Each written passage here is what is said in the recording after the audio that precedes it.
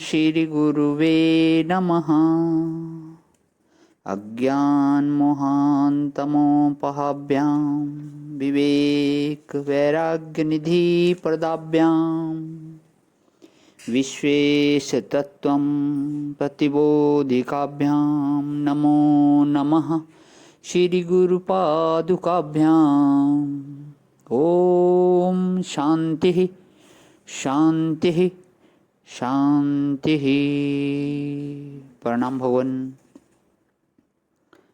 श्वेता श्वेतोपनिषद स्वामी श्री अखंडानंद सरस्वती जी महाराज का दिव्य ग्रंथ, जिसमें भगवान हमारा 27वां प्रवचन अध्याय 2 का मंत्र नंबर 8 की व्याख्या चल रही है, पेज नंबर 361 से लेते हुए आगे।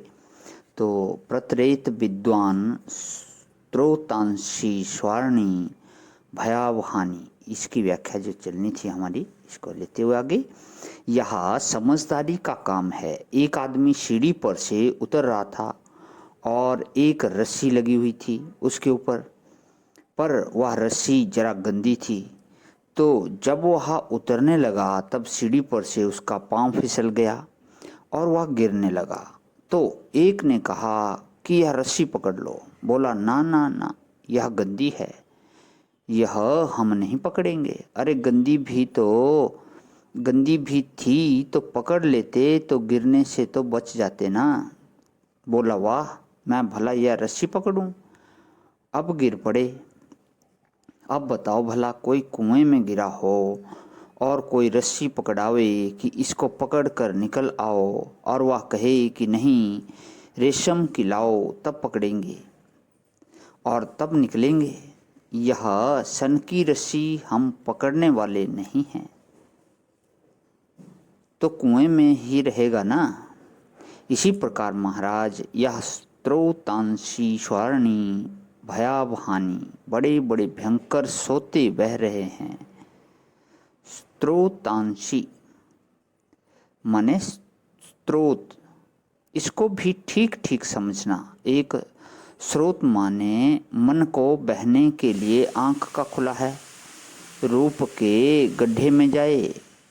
एक स्रोत कान के रास्ते से खुला है, संगीत में फंस जाए। त्वचा का एक स्रोत खुला है, जो छूने में फंस जाए, आप जानते ही हो। कुरंग, मातंग, पतंग, भृंग, मीन हता, पंच अभिरेव पंच। कुरंग हरिण जो है वह केवल शब्द सुनकर फंस जाता है, हाथी छूकर फंस जाता है, पतंग देखकर आग में गिर पड़ता है, और इसी तरह से एक एक विषय से मनुष्य संसार में फंस जाता है।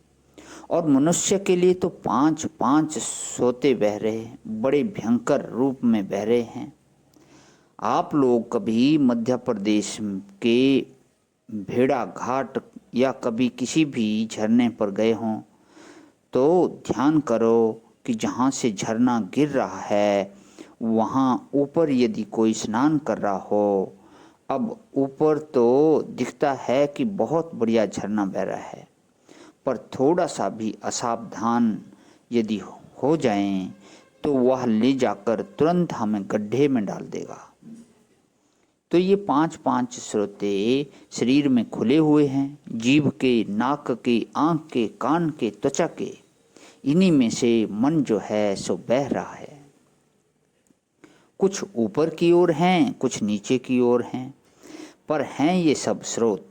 स्रोत माने बहाकर संसार में ले जाने वाले। यदि इन इंद्रियों के वेग में, इन स्रोतों के वेग में बह जाने से बचना है तो यह छोटी सी नाव का सहारा लेना उचित है। हमने देखा नर्मदा में जहाँ अमरकंटक है ना, वहाँ रबड़ की एक छोटी सी नाव ले जाकर उस पर 3-4 लोग बैठ गए, और उसी नाव पर बैठे बैठे बड़ौच तक, जहाँ खंभात की खाड़ी में नर्मदा गिरती है, वहाँ तक चले आए। और उनकी वह रबड़ की नाव बहुत ठीक रही, छोटी सी नाव। जब चाहे तब हवा निकाल दी, पीठ पर लाद लिए और चल दिए। और फिर जब जरूरत पड़ी तो हवा भरी और नदी में डाली और उस पर बैठकर वह निकले। सारी नर्मदा की यात्रा उस नाव से कर आए। यह जो अपने जीवन में भयावह स्रोत है, भयम भयम आवहंती, जो भय लाते हैं, जिनको देखकर आदमी डर जाता है, इनको यदि पार करना है तो कौन पार करेगा? कि एक बात तो देखो, एक तो विद्वान समझदार होना चाहिए। समझदारी यह कि यह मत देखो कि सबसे मजबूत नाव कौन सी है, यह देखो कि हम इससे पार हो जाएंगे कि नहीं। समझदारी यह है कि इससे पार होने की कोशिश करो, हम इन स्रोतों से पार हो जाएं। तो उसकी नाव क्या है कि ब्रह्मोडुपेन हिरण्यगर्भ जो जगत गुरु है, उसकी नौका, वेद उपनिषद की नौका, प्रणव की नौका, इस नौका पर सवार होकर विद्वान पुरुष को ये सोते पार कर लेने चाहिए। प्रणाम भवन। आज यहीं विराम। ओम शांति शांति शांति।